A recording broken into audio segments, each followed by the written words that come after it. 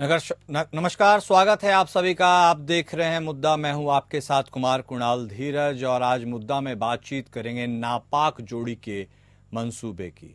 सही सुना आपने, 53 साल बाद पाकिस्तानी सेना बांग्लादेश में एंट्री कर रही है।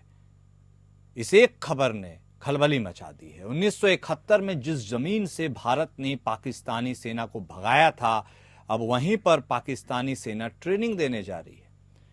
पाकिस्तानी सेना बांग्लादेश में नए सिरे से अपना रुतबा जमाने की कोशिश कर रही है। यानी बांग्लादेश अब पाकिस्तान का सरपरस्त होता जा रहा है। ये भारत के लिए रणनीतिक और सामरिक दोनों ही तरह से खतरनाक है।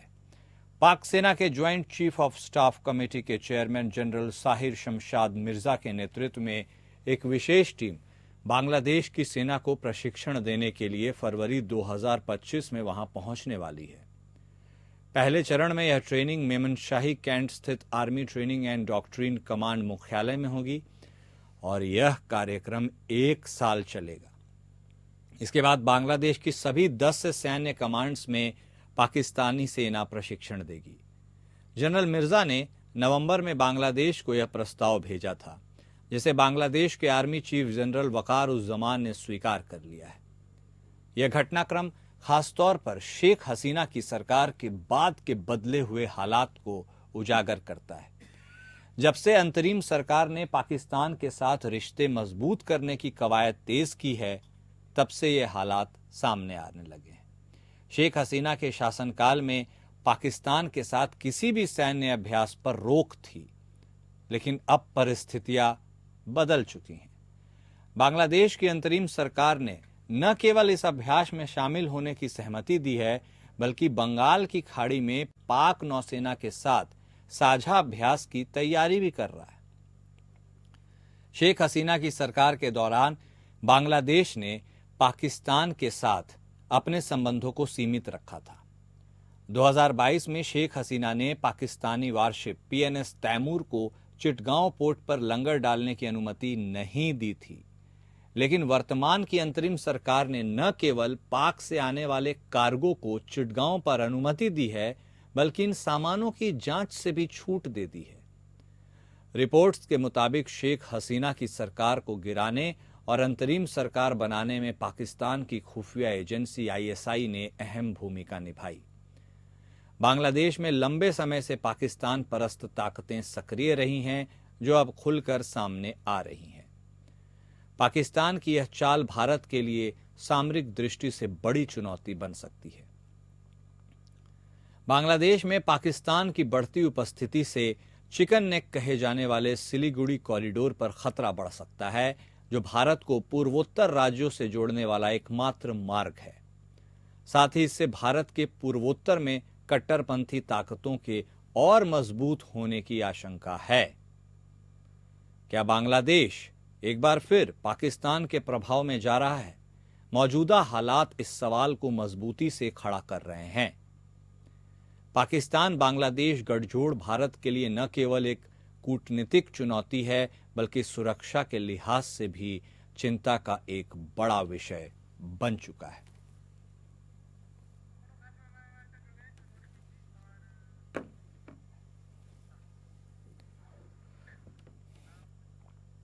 और ये जुगलबंदी और इस जुगलबंदी के चलते भविष्य में भारत के लिए उत्पन्न होने वाले संभावित चिंताओं को हम टटोलने की कोशिश करेंगे।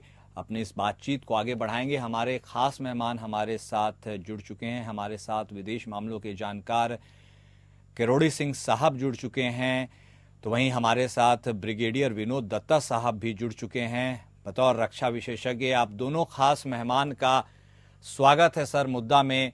सबसे पहले सुरक्षा के दृष्टिकोण से कितना गंभीर विषय बांग्लादेश के चलते भारत की मौजूदा परिस्थितियों में इस फिजा में उत्पन्न हो रहा है, इसको टटोलेंगे। सबसे पहले दत्ता साहब आप ही के पास आते हुए, ये जो पाकिस्तान के लिए बांग्लादेश का प्रेम मड़ रहा है, ये ऐसे मचल रहा है जैसे लगता है मानो पुराना दोस्ताना फिर से कायम करना हो। जिस जमीन को शेख हसीना के रेजिम में पाकिस्तान को छूने नहीं दिया जाता था, अब वहां पर पाकिस्तान और ढाका ऐसे मिल रहे हैं जैसे मानो बिछड़े के यार अब फिर से गले मिल रहे हैं।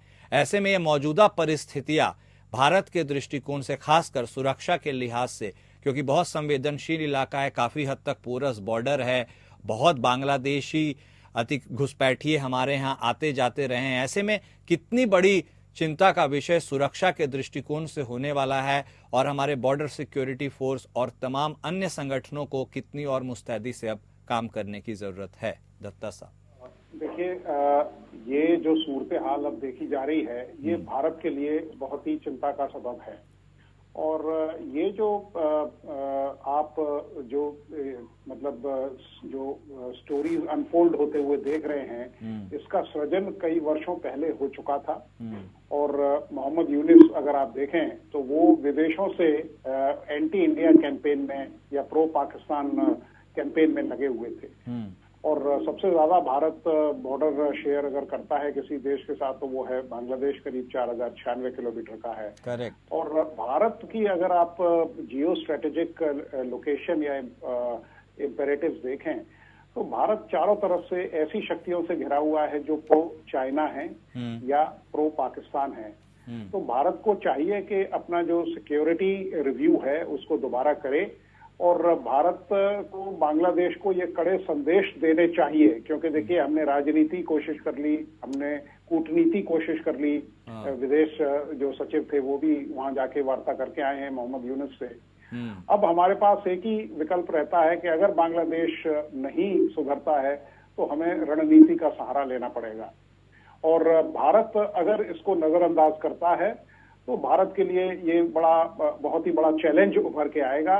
और क्योंकि बांग्लादेश न केवल पाकिस्तान बनता जा रहा है बल्कि वो अफगानिस्तान बनता जा रहा है। और जिस तरह से वहाँ जो रिलीजियस उन्माद है, जिस तरह से वहाँ जो माइनॉरिटीज हैं उनको परसिक्यूट किया जा रहा है, भारत को चाहिए, अगर आपको अपनी इमेज एक रीजनल पावर की बतानी है और वैसे भी इंसानियत के नाते भारत को चाहिए कि अब बांग्लादेश को बिल्कुल कड़े शब्दों में वो जवाब दे। और अगर इस तरह की कोई जरूरत पड़ती है तो चाहे वो लोकल एक्शन हो, चाहे वो पिन पॉइंटेड टारगेट्स हो, जो एंटी नेशनल एलिमेंट्स हैं या जो एंटी जो कहते हैं ना कि मानवता के खिलाफ हैं, उनके खिलाफ भारत एक्शन ले। ठीक है, करोड़ी सिंह साहब भी हमारे साथ जुड़े हुए हैं। सिंह साहब, आपको अब आपके दृष्टिकोण में ये चीजें आप कैसे देखते हैं? क्योंकि यदि बांग्लादेश में पाकिस्तान की जमीन मजबूत होती है तो हमारे लिए बहुत बड़ी चुनौती है। चाहे आप उस चिकन नेक की बात करें, पूरे पूर्वोत्तर की शांति व्यवस्था की आप बात करें, हमारे बॉर्डर रिलेशंस की आप बात करें, हमारे जो जितने उनके साथ हम जो व्यापार करते हैं उसकी बात करें, तमाम चीज़ों के फ्रंट्स पर पाकिस्तान की यदि बढ़ती भूमिका बांग्लादेश में होगी तो हमारे लिए तो ये दोहरी मार है। एक तरफ तो उधर पाकिस्तान की तरफ से और दूसरी तरफ अब ये नया सरदर्द बांग्लादेश। देखिए,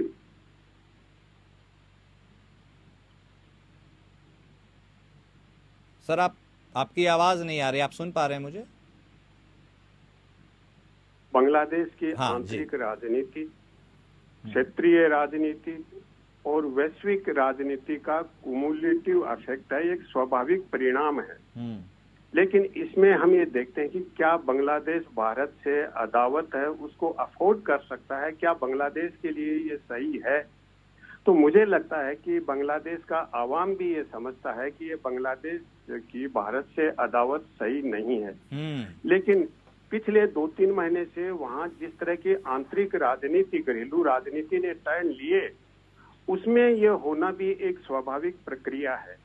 क्योंकि किसी भी देश में अगर कोई बहुत ही एब्रप्ट चेंज होता है तो नया रिजीम आता है, वो पुराने रिजीम के जितने प्रतीक होते हैं और पुराने रिजीम से जिनके अच्छे दोस्ताना संबंध होते हैं उनको कम करने की कोशिश करता है, कुछ से दोस्ती तोड़ता भी है और कुछ जो उनके प्रतीक होते हैं घरेलू राजनीति में उनको भी खत्म करने का प्रयास करता है।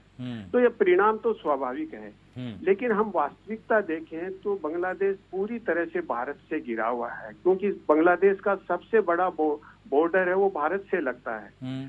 केवल 271 किलोमीटर है वो म्यांमार से है। और म्यांमार में जहां बांग्लादेश का बॉर्डर लगता है वहां अराकान आर्मी है, जो एक रेजिस्टेंस मूवमेंट है रोहिंग्या वगैरह, वो बांग्लादेश के लिए ऑलरेडी सरदर्द हैं, बांग्लादेश की सुरक्षा के लिए।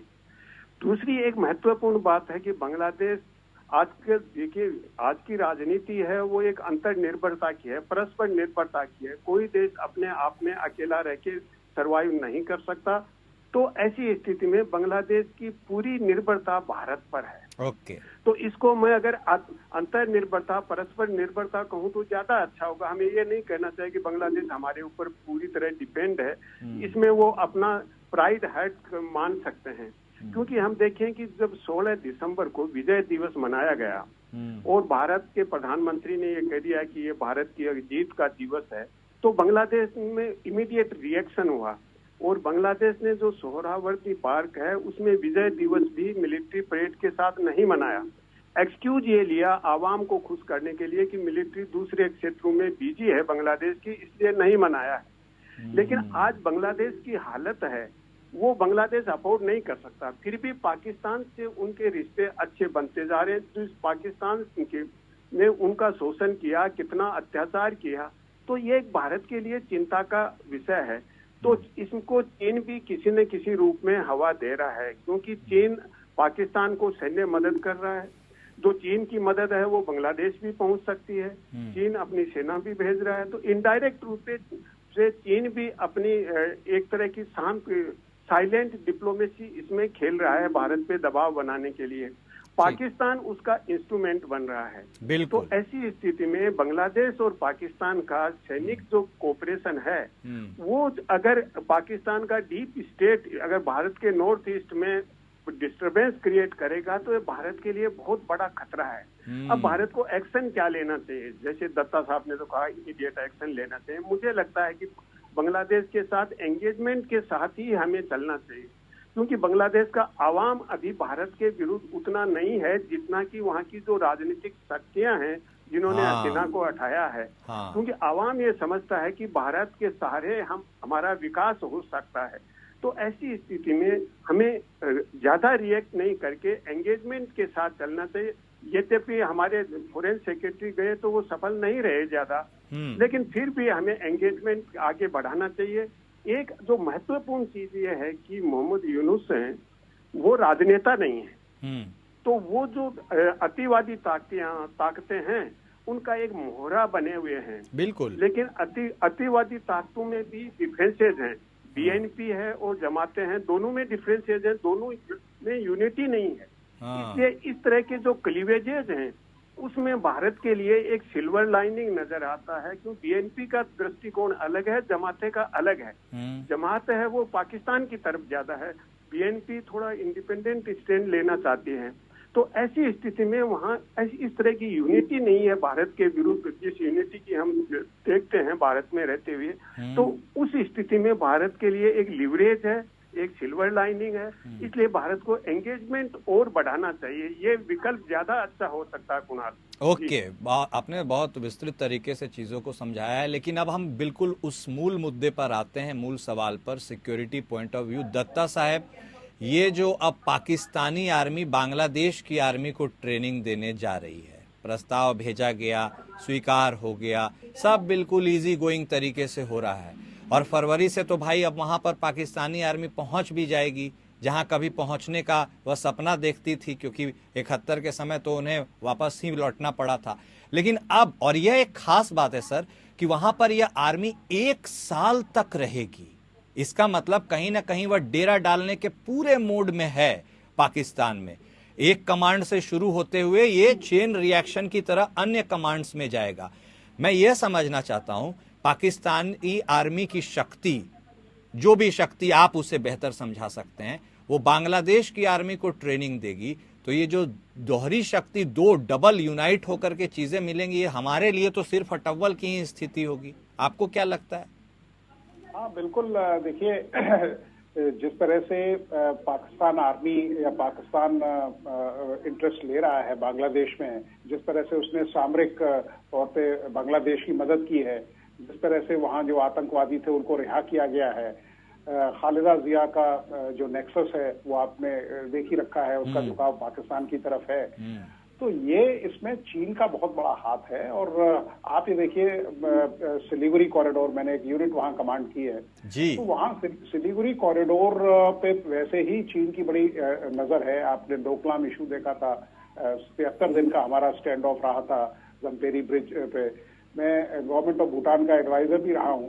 तो यहाँ इस तरह की जो चीजें हैं उनको देखते हुए पाकिस्तान ये चाहेगा कि भारत को किस तरह से वहां डिस्टेबलाइज किया जाए, किस तरह से वहां की जो आर्मी है, क्योंकि आज भी पाकिस्तान अकेडमी जो काकुल में है वहां अब भी वहां अफसरों को ये कसम दिलाई जाती है कि साहब हम सन 71 की लड़ाई का जो ईस्ट पाकिस्तान के दो टुकड़े हो गए थे उसका हमें बदला लेना चाहिए। तो ये उनके लिए एक बड़ा सुनहरा मौका नजर में आता जा रहा है।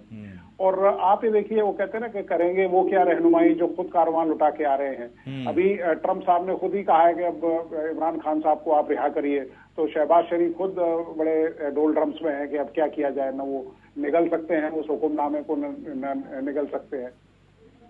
तो ये सब चीजों को ध्यान में देखते हुए भारत को चाहिए कि जो अपनी इंटेलिजेंस एजेंसीज हैं और जो इस तरह के मतलब एलिमेंट्स हैं, चाहे वो ओवर्ट कार्यकर्ता हों चाहे वो कोवर्ट कार्यकर्ता हों, उन पे नजर रखे।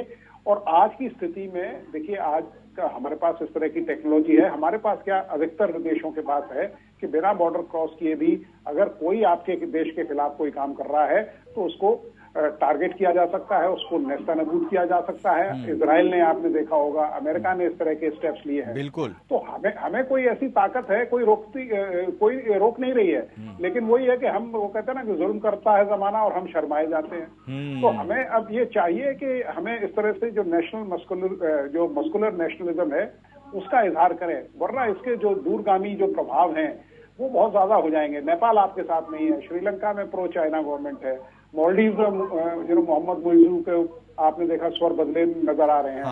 और इधर बांग्लादेश एक हमारा अच्छा एलाई था, वो अब हमारे खिलाफ खड़ा हुआ है।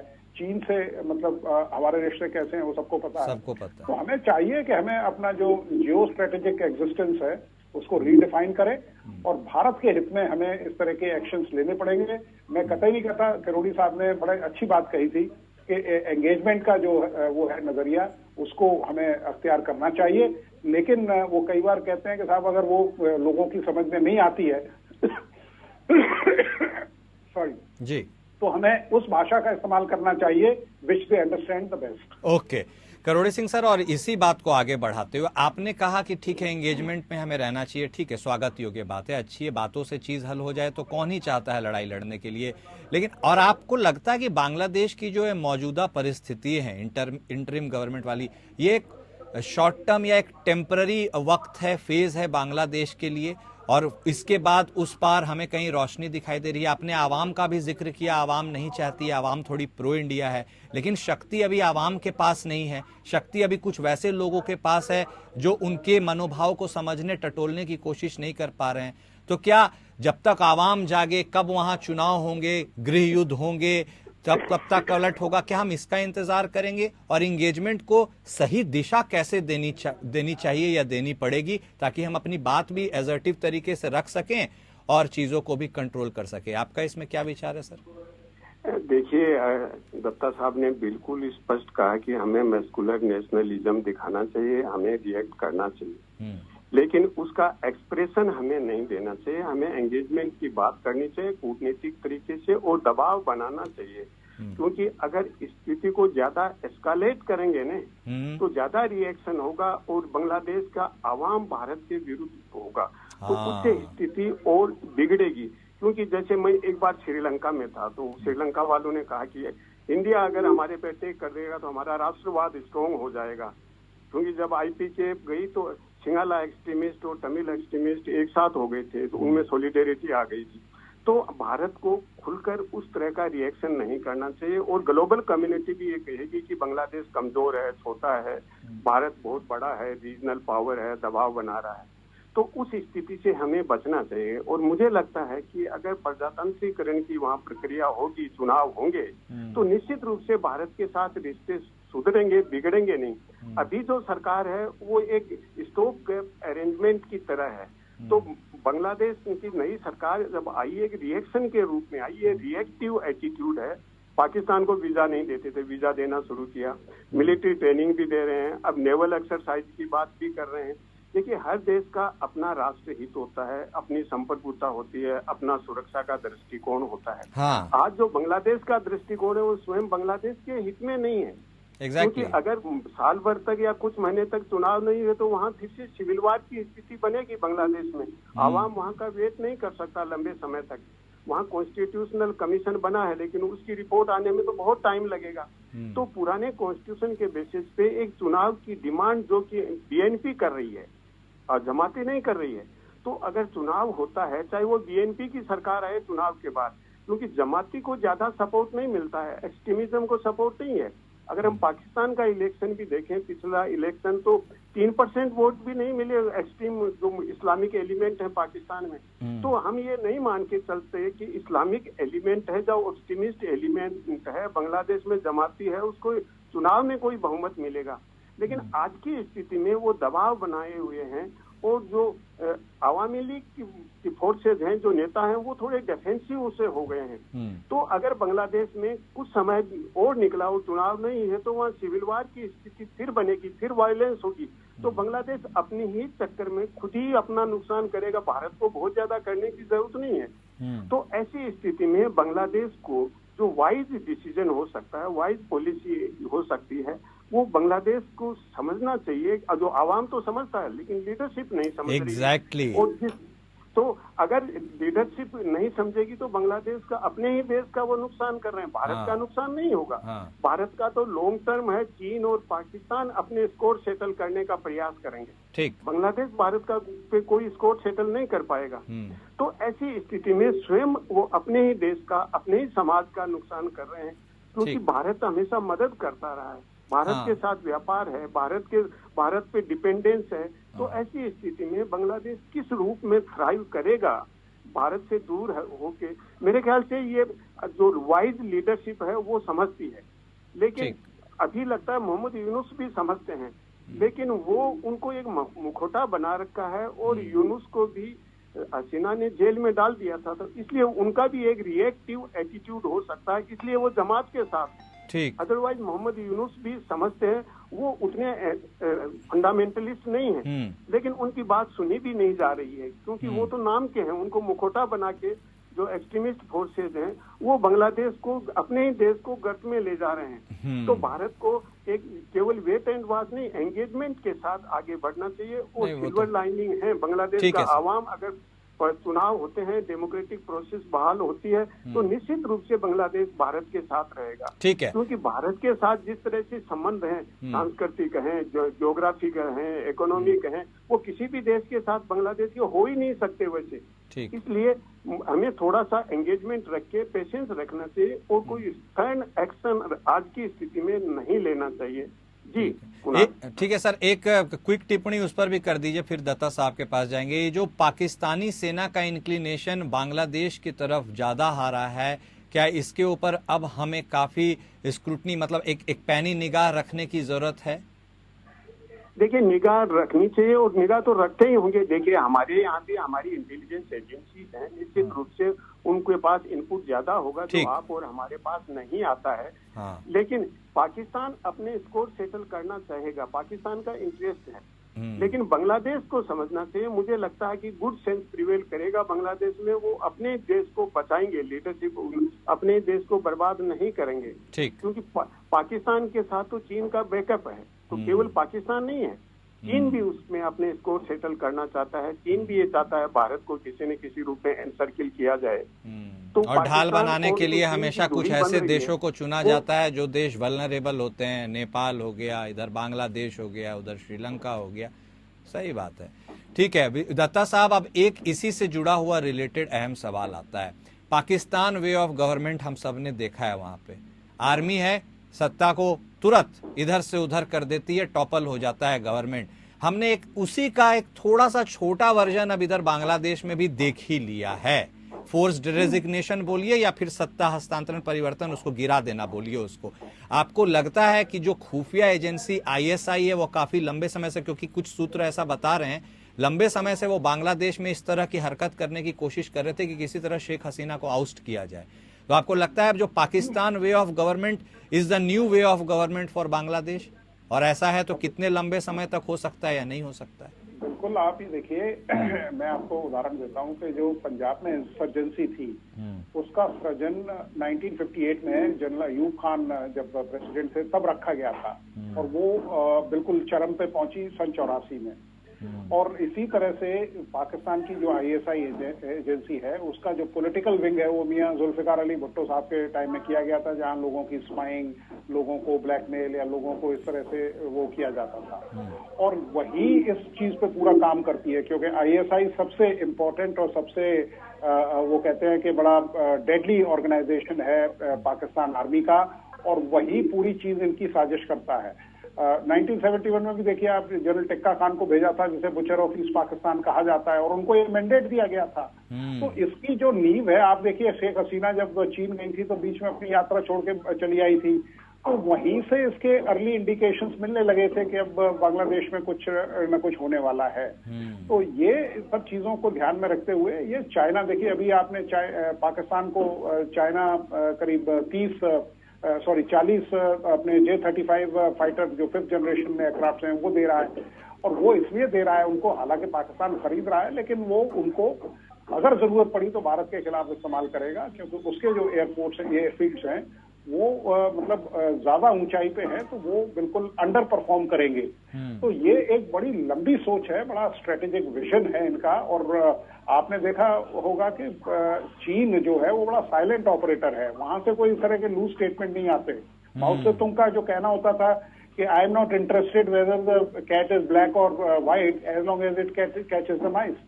तो वो उनका ये था कि भाई जब तक हमारा अपना ध्येय सुपर पावर बनने का जो 2050 उन्होंने लक्ष्य किया है वो पूरा नहीं होता, तब तक हम साइलेंटली और सटनली काम करते हैं। बिल्कुल सही कहा आपने। आप दोनों खास मेहमान का बेहद शुक्रिया, आप हमारे साथ जुड़े और इतने विस्तार से और इतने गहराई से इन सारे मुद्दों को आपने हमारे दर्शकों तक पहुंचाया है। बहरहाल अब जिस तरह से ये जो नापाक जोड़ी है पाकिस्तान और बांग्लादेश की करीब आते हुए नजर आ रही है, इसमें सबसे बड़ा नुकसान या सबसे बड़ा खतरा संभवतः भारत को हो सकता है। इसलिए ये इट इज़ नाउ और नेवर कि हम बहुत अलर्ट मोड पर चले और हम किस तरह से इस चीज़ को टैकल करें, इसे देखना बेहद ज़रूरी होगा। मुद्दा में मेरे साथ आज के लिए बस इतना ही। नमस्कार।